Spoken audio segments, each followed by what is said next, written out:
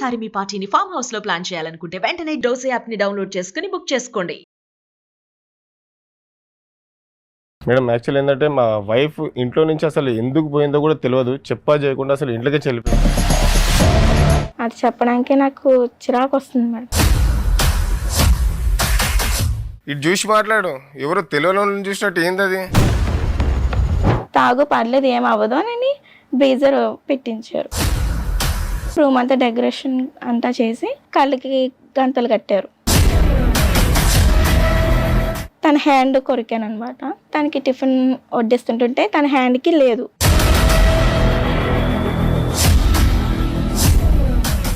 నువ్వు తప్పు చేసినావా లేదా అనేది తెలిసిన తర్వాత మాత్రం నీకు మామూలుగా ఉండదు. నువ్వు ఇప్పుడు వాయిస్ రేస్ చేసినందుకు నేను ముందే చెప్తున్నా. అసలు నాకేం గుర్తొస్తలే, వీళ్ళే కలిసేదో నన్ను ఆగం పట్టిస్తారు మేడం. నువ్వు చేసిన తప్పు ఏమన్నా మెమరీ లాస్ రోగం ఉన్నదా నీకు?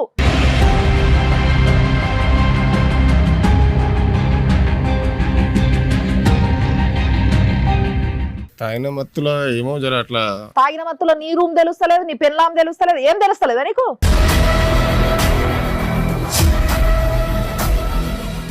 చీటింగ్ కేసు పడుతుంది. 3 నుంచి 7 సంవత్సరాలు. నువ్వు ఇంటికి తీసుకుపోనికి కాదా ఆమెను పిలిపించింది నేను. ఆమె రావాలి కదా, ఆమెకి ఇష్టం లేకుంటే గుంజుకోపోతావు నువ్వు. ఏం ధైర్యం, ఏం దమ్ముతో మాట్లాడుతావు నువ్వు ఒక ఆడపిల్లని అట్లా చేసి?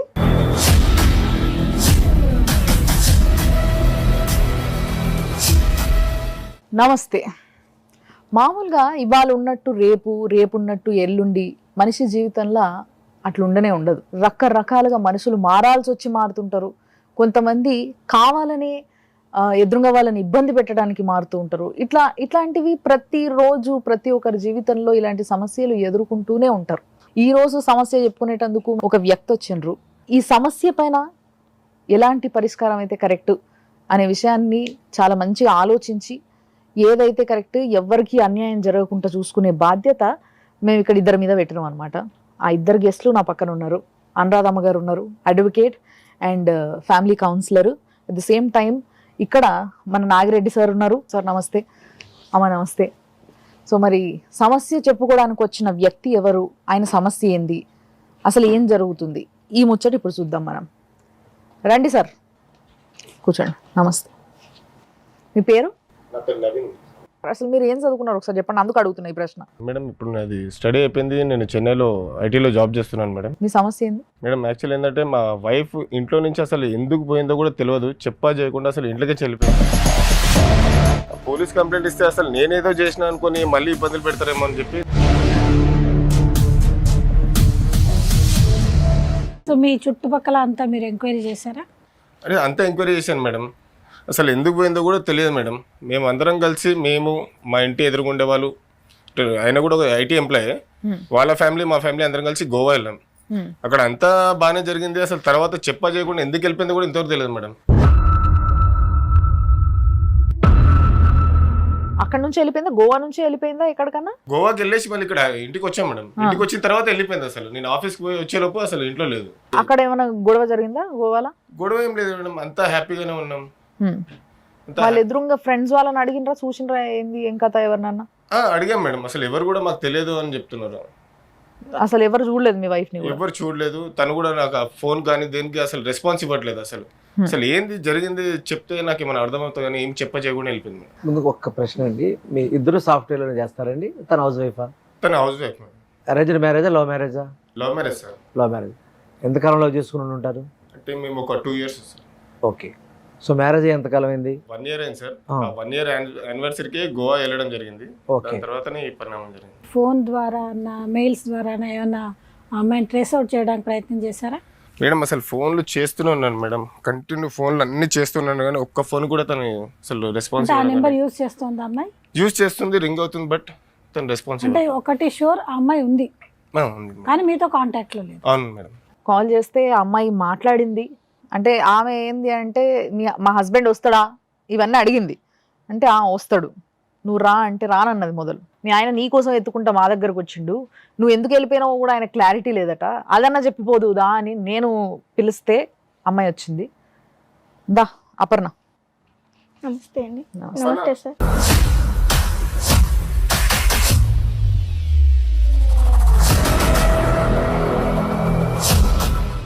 ఇటు చూసి మాట్లాడు. ఎవరో తెలియని వాళ్ళని చూసినట్టు ఏంది అది? అడగండి మేడం, మీరైనా అడిగి అసలు ఏంది ప్రాబ్లం, ఇది అంతా ఏంది నాకు అర్థమవుతలేదు, ఎందుకు మాట్లాడతలేదు కూడా అర్థమవుతలేదు నాకు. అంత బాధతో వచ్చి మాకు చెప్పుకుంటున్నాడు, నా పెళ్ళాం వెళ్ళిపోయింది, దొరుకుతలేదు, వస్తలేదు, ఫోన్ ఎత్తుతలేదు అని. నువ్వెందుకు వెళ్ళిపోయినావు మరి అట్లా? అది చెప్పడానికే నాకు చిరాకు వస్తుంది మేడం.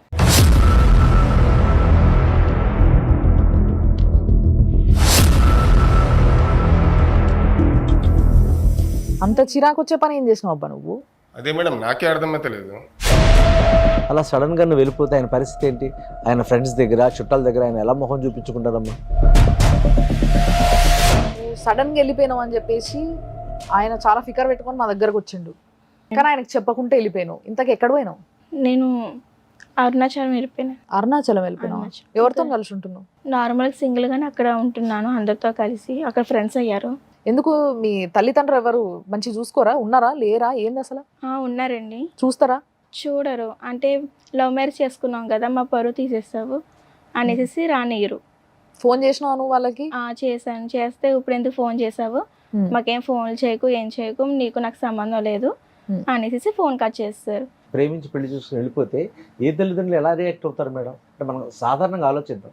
ఆడపిల్లకి కష్టం వచ్చినప్పుడు తల్లిదండ్రులకు ఫోన్ చేస్తే అమ్మ నేనున్నా, ప్రపంచం అంతా ఒకవైపు, తల్లిదండ్రులు ఇది ఒకవైపు. తప్పనిసరిగా జరగాలి. అంటే వాళ్ళు ఎంత హర్ట్ అయ్యారు? ఇప్పుడు తన భర్త గురించి చెప్పడానికి ఇప్పుడు తను ఎంత హర్ట్ అయిందో, ఇప్పుడు ఆ 22 ఏళ్ళు 23 పెంచిన తర్వాత ఆ అమ్మాయి అలా వెళ్ళిపోయిన తర్వాత వాళ్ళు కూడా హర్ట్ అయి ఉంటారు కదా. సరే మీరు అన్నట్టుగా తల్లి మనసు ఒకటి ఉండాలి, బిడ్డను చేరదీయాలనే కాన్సెప్ట్ ఉంది కదా. నువ్వు ప్రయత్నం చేసావు తల్లి గట్టిగా, మీ బాబాయిలు పిన్నులు వాళ్ళ ద్వారా కూడా అని చెప్పించావా? లేదండి, ఎవరు చెప్పినా ఒప్పుకోవట్లేదు.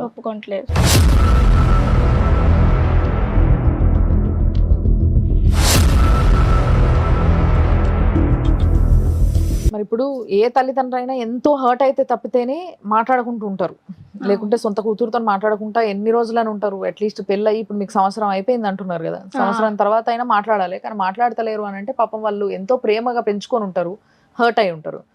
అసలు అంతగా ప్రేమించిన వాళ్ళని కూడా వదిలిపెట్టేసి మరి ఈయనతో వచ్చేసి నేను పెళ్లి చేసుకోవాలనిపించే అంతగా నీకు ఏమనిపించింది? ఎట్లా మొదలైంది అసలు మీ పరిచయం? ఇన్స్టాగ్రామ్లో పరిచయం అయిందని. నేను రీల్స్ తీస్తూ ఉంటాను, దానికి లైక్స్ కామెంట్స్ గట్రా పెట్టేవారు. ఓకే. పెడుతుంటే మంచిగా కామెంట్స్ పెడుతున్నారు అనేసి థ్యాంక్ యూ అలాగా మాట్లాడుకునేవాడు. అంటే ఇప్పుడు కామెంట్స్ లైక్స్ అనేవి చాలా మంది కొడతారు, ఆయన ఒక్కడు కాదు కదా నీ రీల్స్కి. అంటే ఎంతమంది చెప్పినా నెగిటివ్గా కొంచెం అలా పెట్టేవారు, నేను కొంచెం పాజిటివ్గా కామెంట్ పెట్టేవారు.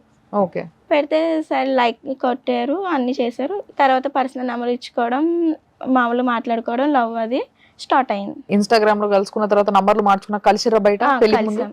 తను యాక్చువల్లీ చెన్నైలో జాబ్ చేసేవారు, నేను తిరుపతిలో ఉండేవాం. ఓకే. అయితే వీకెండ్ వచ్చినప్పుడు అక్కడికి తిరుపతి రావడం, అలా బయటికి వెళ్ళడం, మూవీకి అంటూ పార్క్ అంటూ వెళ్ళి ఎంజాయ్ చేసేవాళ్ళం. అయితే ఇంట్లో సంబంధాలు చూస్తున్నారని నేను తనకు చెప్పాను, ఇలా ఇంట్లో చూస్తున్నారు సంబంధం, ఏంటి పెళ్లి చేసుకుందామా అంటే, సరే అయితే ఇంట్లో అడుగుదామంటే మా మమ్మీని అడిగాం, డాడీని అడిగాం. అయితే డాడీ వాళ్ళ మమ్మీ ఒప్పుకోలేదు. ఇంకా 2 చెల్లెలు ఉన్నారు, వీళ్ళంటే పిచ్చి పనులు చేస్తే ఎలాగా అనేసి అన్నారు. అంటే అప్పుడు ఇలా అన్నారనేసి చెప్పాను. చెప్తేనేమో సరే నువ్వు వచ్చేసే అయితే నేను చూసుకుంటా అనేసి చెప్పారు. నేను వచ్చేసాను. తర్వాత మ్యారేజ్ అయిపోయింది. మా అపార్ట్మెంట్లోనే ఆపోజిట్లోని ఫ్రెండ్స్ అయ్యారు, మా హస్బెండ్ వాళ్ళ ఫ్రెండ్. అయితే అప్పుడు మాకు యానివర్సరీ 1 year అవుతుంది. 1 year అవుతుంటుంటే గోవాకని ప్లాన్ చేశారు. గోవాకి వెళ్ళాం. వాళ్ళతో కలిసా? వాళ్ళతో కలిసి, వాళ్ళ ఫ్యామిలీ మా ఫ్యామిలీ వెళ్ళాం. వెళ్తే అక్కడ ప్లాన్ చేశానని అక్కడ గోవాకి వెళ్ళాం. గోవాకి వెళ్ళాక అక్కడ బార్కని వెళ్ళి డ్రింక్ అది ఇది ఫోర్స్ చేశారు, తాగు అనేసి. అంటే అప్పటికి నేను ఒప్పుకోలేదు, వద్దు అని అన్నాను. అంటే తాగు పర్లేదు ఏం అవ్వదు అని బీజర్ పెట్టించారు. అయితే తాగేసేసాక రూమ్కి వచ్చేసాము.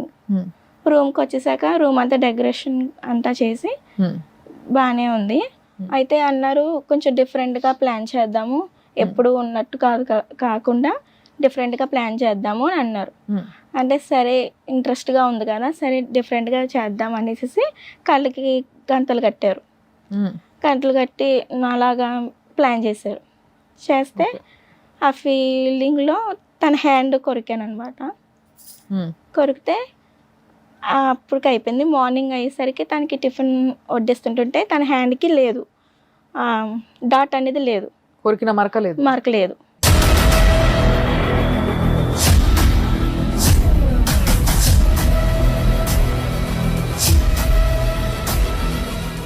లేకపోతే సర్లే నేనేమన్నా భ్రమ పడుతున్నానా ఏంటా అనేసి నాలో నేనే ఊరుకున్నాను. ఊరుకుంటే తర్వాత బయటికి వెళ్ళాము, మళ్ళీ వాళ్ళు ఫ్రెండ్స్ మేము బయటికి వెళ్ళాము. వెళ్తే వాళ్ళ ఫ్రెండ్ ఏమైంది అంటే బొండం అదే డ్రింక్ అది ఇచ్చారు. డ్రింక్ అది ఇస్తే తన హ్యాండ్కి ఉంది. ఎవరి హ్యాండ్కి? తన ఫ్రెండ్ వాళ్ళ హ్యాండ్కి అంటే ఉంది. ఎవరు? మీరు ఎవరితో అయితే కలిసిపోయినరో వాళ్ళు? వాళ్ళు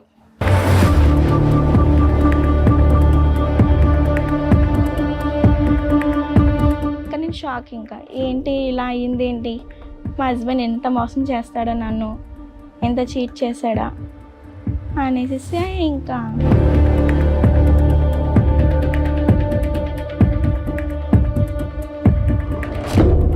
ఆమె చెప్పేదంత నిజమా? ఆ చిన్న పన్ను ఘాటు పట్టుకొని ఈమె ఇంట్లోకించి వెళ్ళిపోయి ఇక్కడ ఏమేమో చెప్తుంది, అసలు ఏం అర్థమైతలే మేడం నాకు. ఇప్పుడు మామూలుగా ఒక ఆడపిల్ల అయితే తన మీద తన ఇట్లాంటి అభాండాలు అయితే వేసుకో. అంటే ఇప్పుడు వరకు చూసిన కేసులలో ఈ కేసు డిఫరెన్స్ ఏంది అని అంటే, ఎదురుంగోళ్ళు వచ్చి ఇది ఇట్లా చేసింది, వీడి ఇట్లా చేసిండు అని చెప్పుకోవడం మన షోలో చూసినాము. కానీ ఇక్కడ ఏం జరుగుతుంది అని అంటే, లేదు నన్ను ఇట్లా చేసిండ్రు అని అంటే మొగుడే ఒప్పుకుంటలేడు. ఇది చాలా విచిత్రమైన కథ ఇది. కానీ నిజంగా ఆ అమ్మాయిని చూస్తే కూడా అట్లా అనిపిస్తలేదు. ఆమె కొంచెం ఫ్యామిలీ గర్ల్ లాగానే ఉంది. మరి అలాంటి పిల్ల అట్లా కాదు. నువ్వు ఫస్ట్ వాయిస్ రేజ్ చేస్తే మర్యాద దక్కదు నీకు. ఏం మేడం మళ్ళీ అప్పటి నుంచి నీ దగ్గర ఉంటే ఇంకేముంది మేడం, నేను ఉన్నది చెప్తున్నా కదా. నువ్వు తప్పు చేసినావా లేదా అనేది తెలిసిన తర్వాత మాత్రం నీకు మామూలుగా ఉండదు. నువ్వు ఇప్పుడు వాయిస్ రేజ్ చేసినందుకు నేను ముందే చెప్తున్నా. ఆమె నీ భార్య అయ్యా, నిన్ను నమ్మి నిన్ను ప్రేమించి పెళ్లి చేసుకొని నీ ఎంబడి వచ్చేసి తల్లిదండ్రిని వదులుకొని ఈ రోజు ఆమె మీద ఆమెనే అభాండం వేసుకుంటారా? ఈయననే ఎవరితోనో తిరిగిండని కూడా చెప్పాలనుకుంటా ఆమె. కానీ అట్లా చెప్తలేదు కదా. ఆమె తెలుస్తుంటది కదా. ఇప్పుడు ఆమెను ఏం అడగగలుగుతాం చెప్పు? ఆమె సిగ్గు వదిలిపెట్టి కానీ ముచ్చట్లు చెప్పిన తర్వాత. మేడం ఆమె ఫస్ట్ టైం బ్రీజర్ తాగింది మేడం. ఆ రోజు బలవంతం చేస్తే ఆ బ్రీజర్ తాగిన మత్తులో ఏం కలగన్నదేమో మొత్తం ఇదంతా క్రియేట్ చేసి పెట్టింది. ఒక్క నిమిషం అమ్మా, ఎక్సెప్ట్ ఈ కార్డు తప్ప నువ్వు చూపించిన ఇంకేమన్నా నీ దగ్గర ప్రూఫ్ ఉందా? వాళ్ళ ఫ్రెండ్ వాళ్ళ వైఫ్ని చెప్పింది మేడం. ఏం చెప్పింది ఆమె అంటే మేము ఇలాగే ప్లాన్ చేసుకున్నాము ఎక్స్చేంజ్ చేసుకోవడానికి.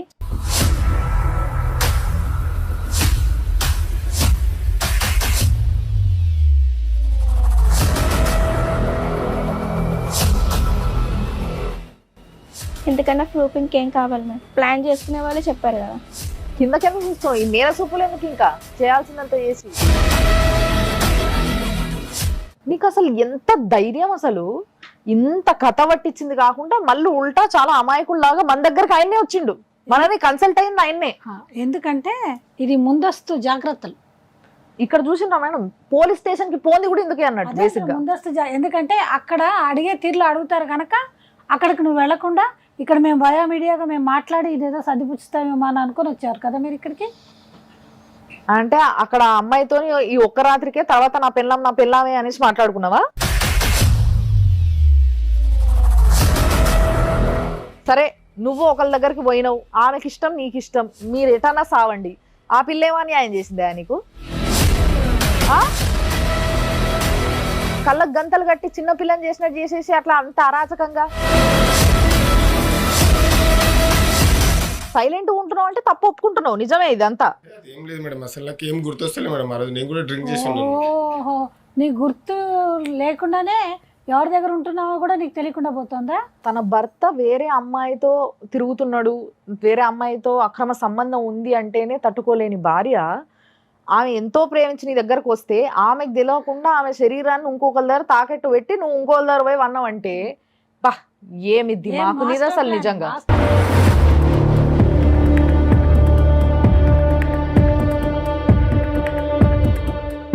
ఆ రోజు తాగిన మత్తులో ఏమో జర అట్లా. తాగిన మత్తులో నీ రూమ్ తెలుస్తలేదు, నీ పెళ్ళాం తెలుస్తలేదు, ఏం తెలుస్తలేదా నీకు? యాక్చువల్లీ ఆపోజిట్ పర్సన్ ఈ ప్లాన్ అంతా.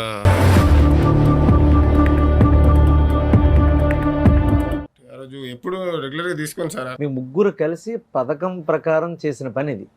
నువ్వు ఒక్కడవే కదా, వాళ్ళిద్దరు కూడా. ఇది చాలా తప్పు. ఆ పిల్ల కన్ఫర్మ్ చేసుకున్న తర్వాతనే ఇక్కడ దాకా రావడానికి కూడా ఇష్టపడ్డది మాతో ఇవన్నీ ముచ్చట్లు చెప్పిన తర్వాత. ఇప్పటికీ కూడా నీ సంసారాన్ని నీ జీవితాన్ని ఇక్కడ దాకా గుంజుకుంది నువ్వే, మేడం, నాకు తెలుస్తుంది అసలు అది నువ్వే అని. వాళ్ళందరూ కలిసి ప్లాన్ చేస్తున్నట్టు అనిపిస్తుంది మేడం. ఇంటి ఎదురుగోళ్ళు ఆమె కలిసి ఎవరందరూ?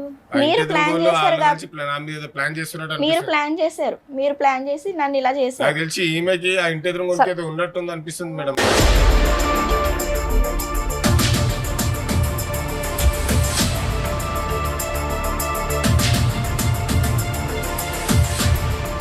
తప్పుడు మాటలు మాట్లాడకయ్యా, భార్య మీద ఎలా నిందలేస్తావు? నువ్వు చేసింది తప్పు ఒకటి మళ్ళీ అమ్మాయి అంటే ఏంటి? సార్ అంతా అబద్ధం చెప్తున్నారు, అన్ని వాళ్ళు ప్లాన్ చేసుకుని ఇప్పుడు నా మీద తోస్తున్నారు. పిచ్చి నాటకాలు పడకుండా ఉన్నది ఉన్నట్టు చెప్పు. ఆ పిల్ల లేచిపోయిందంటే ఆ పిల్లని అంటుండే కాదు.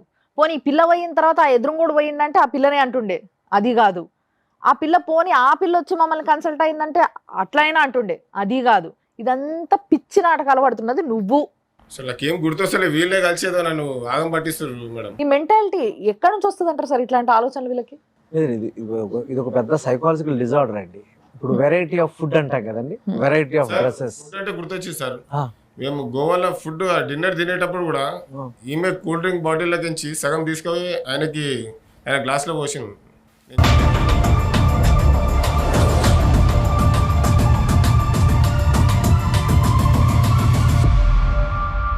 ఇదంతా ఎంత ఎందుకు మేడం? పోనీ ఒకవేళ హోటల్లో అదేదో అరేంజ్ చేశారన్నారు కదా, సరే మా టీం వాళ్ళు ఎలాగో నువ్వు అంటున్నావు కదా, అక్కడ సీసీ ఫుటేజ్ తెప్పిస్తారు, చూస్తారు, అప్పుడైతే క్లారిటీ వచ్చేస్తుంది కదా. అక్కడ దాకా ఎందుకు మేడం? ఇప్పుడు పోలీసు వాళ్ళని పిలిపించి కంప్లైంట్ పెట్టిస్తాయి. అది క్లారిటీ వచ్చేస్తుంది కదమ్మా. ఎందుకు అవన్నీ వద్దనేగా మేడం. అట్లా కాదయ్యా, నీ భార్య పోయింది, మరి పాపం నీ భార్య నీకు వద్దా? అవును మేడం. మరి మేము పువ్వుల్లో పెట్టిస్తాం నీకు. ఇప్పుడు నువ్వు నిజం చెప్తే ఈడ వచ్చి ఎదురు కూర్చుంటే నువ్వు ఇంటికి తీసుకుపోనికి కాదు ఆమెను పిలిపించింది నేను. నేను తీసుకుపోతాను మేడం. ఆమె రావాలి కదా, ఆమెకి ఇష్టం లేకుంటే గుంజుకోపోతావు నువ్వు. నేను మాట్లాడి సన్నాసాను. ఏం అదే మాట్లాడుతావు? మాట్లాడు చూస్తా, మాట్లాడు నువ్వు. ఏం ధైర్యం, ఏం దమ్ముతో మాట్లాడుతావు నువ్వు ఒక ఆడపిల్లని అట్లా చేసి? మీ ముగ్గురు కలిసి మాస్టర్ ప్లాన్ చేసి ఆ అమ్మాయిని పావు కింద వాడుకుంది కాకుండా మళ్ళీ ఆ అమ్మాయి మీద నిందారోపణ చేస్తావా?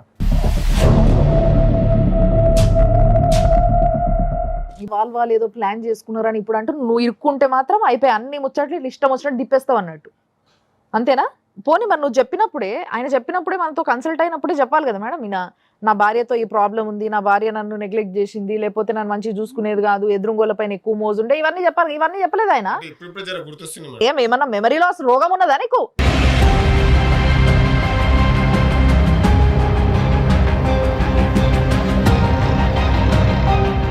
చేసిన మేడం, నాకు ఆ అమ్మాయి అంటే ఇంట్రెస్ట్ ఉండే, అంతా అయిపోయింది, నేను మర్చిపోయినా. ఈమె కూడా మర్చిపోతుంది అనుకున్నా, మర్చిపోయింది అనుకున్నా. ఈ సడన్ గా ఇట్లా ఇదంతా నాకు. అలా ఎలా మర్చిపోమంటావు చెప్పు?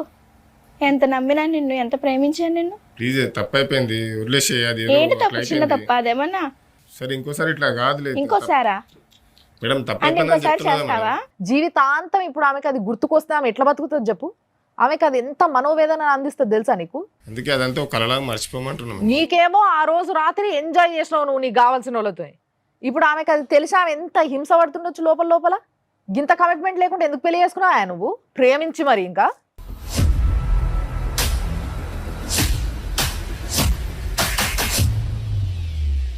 నువ్వు కేసు పెడతావా మీ ఆయన పైన? అరే కేసులు గీసులు ఎందుకే, కూర్చొని మాట్లాడుకుందాం. కంప్లీట్ గా తప్పు ఒకవైపే కనిపిస్తుంది ఇక్కడ. మరి ఇలాంటి సిచ్యువేషన్ లో ఆ అమ్మాయి పరిస్థితి ఏంది? ఆయనకి ఎలాంటి శిక్ష పడాలంటారు? ఏం చేయాలి? ఏం చేస్తే బాగుంటుంది? మేడం ఈ అమ్మాయి కదా, శిక్ష ఇవన్నీ ఎందుకే, పూర్తి తప్పైపోయింది అంటున్నా. బా ఎంత భయమో. ఏమేం కేసులు పడతాయో తెలుసా మీకు? మీ మీద ఆ అమ్మాయి కంప్లైంట్ ఇస్తే రేప్ కేసు పడుతుంది, అవుట్రేజ్ మోడెస్టీ పడుతుంది, చీటింగ్ కేసు పడుతుంది. ఎన్ని 3 నుంచి 7 సంవత్సరాలు.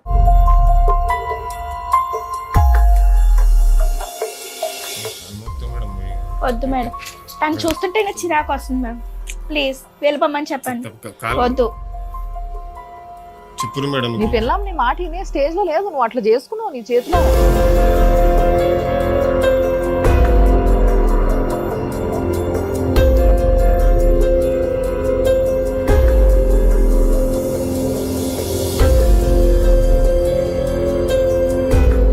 మరి నీవు కేసులు వేయాలనుకుంటే ఈ అవకాశాలన్నీ ఉన్నాయమ్మా. ఈ rape case, outrage modesty case, cheating case. మీరు అంటే క్షమించమని చెప్పం మేము, ఎందుకంటే ఇట్లాంటి వాళ్ళని క్షమిస్తే మేము ఎంకరేజ్ చేయమని చెప్పిన వాళ్ళం అవుతాం కనుక అది నీ మనసుకి ఎలా తోస్తుంది నువ్వు కేసు వేయాలని అనుకుంటే 100% మా టీం అంతా నీకు వెనకాల ఉంటాం. నీకు కేసు వేస్తాను మేడం. అరే కేసు వద్దు, కాలేజ్ నాకు వద్దు రోజులు మేడం. పూర్తి చేసుకో, చెన్నై నుంచి నన్ను వస్తున్నా నీ డిస్టర్బ్ దగ్గర చేయొద్దని రూమ్కి. చెప్పండి. నా బతుకు నీ బతుకుతాను. ఎట్లా మరి ఉద్యోగం చేసుకుంటాను? చేసుకుంటాను మ్యామ్. నీ డిగ్రీ చదివాను. ఆడవాళ్ళు శీలానికి చాలా ప్రాధాన్యత ఇస్తారు, భారతీయ స్త్రీలు పర్టికులర్గా. నిన్ను ప్రేమించి నిన్ను నమ్మి తల్లిదండ్రులు వదిలేసి వచ్చి నీ దగ్గరకు వచ్చిన ఒక అమ్మాయిని నువ్వు నిజంగా చీట్ చేసావు. మామూలుగా ఏదో ఎవరినో ప్రేమించినట్టు వేరే వస్తువుల పరంగా జరిగేది వేరండి, కానీ శారీరకంగా తన హింస జరిగింది. మీ మైండ్ సెట్ మారాలి. ఎప్పటి నుంచైనా కాస్త జాగ్రత్తగా ఉండే ప్రయత్నం చేయండి. ఇప్పుడు మీరు క్షమించమంటే అంత ఈజీగా ఆమె క్షమించలేదు, ఎందుకంటే ఆమె చాలా హర్ట్ అయింది. ఆమె కొద్ది కాలం తర్వాత ఏమైనా జరిగి నీలో పరివర్తన వచ్చి నీలో మార్పు వస్తే అప్పుడేమైనా తను యాక్సెప్ట్ చేయొచ్చు. యాక్సెప్ట్ చేయమని చెప్పే హక్కు మాకు లేదు. కనుక మీరే మారాలి. మీరు మారుతున్నారన్న స్పష్టమైనటువంటి మెసేజ్ తనకు అందితే, తను చూస్తే ఒక రోజుకు తను రియలైజ్ అవుతుంది. సార్ నా భార్య నాతో పంపించారు. అయ్యరామా, మళ్ళీ ఇంకా పంపించమంటావు ఏంటయ్యా? అమ్మాయి బొమ్మ. ఆమె ఎక్కడ ఉండాలనుకుంటుంది అక్కడ ఉంటుంది. ఆమె ఉద్యోగం చేసుకునే బతుకుతుందో ఏం చేసుకొని బతుకుతుంది. నీ పెళ్ళాం నీకు కావాలనుకుంటే నువ్వు ఎట్లయితే ఫస్ట్ ఆ వెనక తిరిగి ఆమెను పటాయించి లవ్ చేసి పెళ్లి చేసుకున్నావో అక్కడి నుంచి మొదలుపెట్టు. మళ్ళీ అప్పుడు కూడా ఆమెకి ఏమన్నా దయ కలిగితే, ప్రేమ కాదు దయ కలిగినా నువ్వు బతికిపోయినావు అనుకో. ఇంతకు మించి చేసేది ఏం లేదు. అంత దరిద్ర పని చేసినావు నువ్వు. ఆమె ఏ నిమిషం కేసేయాలనుకున్నా ఈయన ఒక్కడు కాదమ్మా, ఈయన దోస్తు పెన్లాము వీళ్ళందరూ ఉన్నారు, ముగ్గురు మీద కలిపి వేస్తే. ఈ విషయం మేమే చెప్తున్నాం. ఈయన ఒక్కరి మీద వేస్తే నీకేం రాదు, ముగ్గురు మీదే. ముగ్గురు కలిసి ప్లాన్ చేసిర్రట కదా, చెప్తున్నాడు కదా సిగ్గు లేకుండా. కాబట్టి ఆ ముగ్గురిని కలిపి ముగ్గురు మీద కేసేయి. అయిపోయింది మేడం, మంచిగా చూసుకుంటా ఇప్పటి నుంచి. ఆమె కన్విన్స్ అయ్యా. ఆమె కన్విన్స్ అయితే మాకేం ప్రాబ్లం లేదు. మేము ఎవరిని రెచ్చగొట్టడానికి లేము ఇక్కడ, ఎవరిని విడగొట్టడానికి లేదు. మేము ఉన్నది ఇంకా కలపడానికి. నా తప్పు అయిపోయింది, మంచిగా చూసుకుంటా ఇప్పటి నుంచి అయినా. మేడం వల్ల ముందు చెప్తున్నా, కాగితం రాసిస్తా. ఈ మార్పుని ఆహ్వానించమని నేను చెప్పను, కానీ పశ్చాత్తాపం అనేది ఒకటి ఉంటుంది. ఒక మనిషి ఎప్పుడైనా ఏం చెప్తారంటే, నీ తప్పు చేస్తాను భవిష్యత్తులో చేయను అని పశ్చాత్తాపంతో కన్నీరు పెట్టే స్థితి ఒకటి వస్తుంది. అప్పుడు తప్పనిసరిగా మనిషిని క్షమించాలి. కేవలం మానవతా దృక్పథంతో ఆలోచించి ఒక నిర్ణయాన్ని తీసుకో తల్లి. ఈ ఒక్క చిన్న విషయంలో పూర్తిగా ఆయన అవాయిడ్ చేసేసుకుంటే రేపు రాబోయే వ్యక్తిని కాదు, ఇంకొక ఆయన వస్తారు, ఇంకొక ఆయన రావచ్చు. వాళ్ళందరూ ఎలా ఉంటారో మనకు తెలుస్తుందా తల్లి? అందుకని నీ మనస్సును అడుగు. నువ్వు ఎలా ఆల్రెడీ నువ్వు అరుణాచలం వెళ్ళొచ్చావు కనుక నీ మెంటల్ స్టేటస్ బాగుందని అనుకుంటున్నాను. మరొకసారి నీ మనసును నువ్వే ప్రశ్నించుకో తల్లి. నీకు ఏది మంచిది అనుకుంటే అది చెయ్యి. సో ఫైనల్గా నేను చెప్పాలనుకుంటున్నది ఏంటి అంటే, నీకు ఈ విషయంలో ఎటువంటి సహాయం కావాలన్నా సార్ని కానీ నన్ను కానీ మేడంని కానీ కన్సల్ట్ అవ్వచ్చు. నువ్వు డెఫినెట్లీ నేను ఇది చేద్దాం అనుకుంటున్నా కానీ నాకు భయం వేస్తుంది అని అనిపించే సిచ్యువేషన్లో నువ్వు ఉంటే, నీ వైపు తప్పులేదు కాబట్టి తప్పకుండా నీ వెనకాల మేము ఉంటాం. నీ జీవితం బాగుపడుతుంది దానివల్ల అంటే అంతకన్నా సంతోషం మాకేం లేదు. నీకు ఇచ్చే హామీ ఇది ఒకటే, నీ సైడ్ నుంచి మాట్లాడడానికే లేదు అసలు. నువ్వు ఏం చేస్తావో ఎట్లా చేస్తావో నీ ఇష్టం. దానివల్ల చిరాకు వచ్చి ఆమె కేసేస్తే పడు నోరు మూసుకో. సేమ్ టైం ఇలాంటి కిరాతకులు కొంతమంది ఉంటారు. పెళ్లి చేసుకున్న తర్వాత తన పెళ్ళాంలాగా కనిపించదు వీళ్ళకి, వేరే వాళ్ళ పెళ్ళాంలు మాత్రం చాలా ఇష్టంగా కనిపిస్తుంటారు. ఇలాంటి వాళ్ళు నిజంగా చెప్తున్నా నేను, మీ వల్ల ఈ లోకానికి కానీ ఈ భూమికి కానీ ఎటువంటి ఉపయోగం లేదు. చాలా మంచిగా చెప్తున్నా. ఏదో ఒక రోజు అంటే పెద్దోళ్ళు అంటారు కదా, దొంగతనం ఒకటి ఇంకో తనం ఒకటి బయటపడతాయి ఎప్పటికైనా. ఇట్లా బయటపడతాయి. బయటపడ్డ రోజు ముఖం ఎన్నో పెట్టుకోవాలా, అది ముందే ఆలోచించుకొని ఎవడి హద్దుల వాళ్ళు ఉంటే చాలా మంచిది. అది మొగోళ్ళైనా ఆడోళ్ళైనా. ఇదే మేము చెప్పాలనుకున్నది. మళ్ళీ ఇంకొక ఎపిసోడ్తో మనం కలుద్దాం. మీరు చూస్తూనే ఉండండి సుమన్ టీవీ.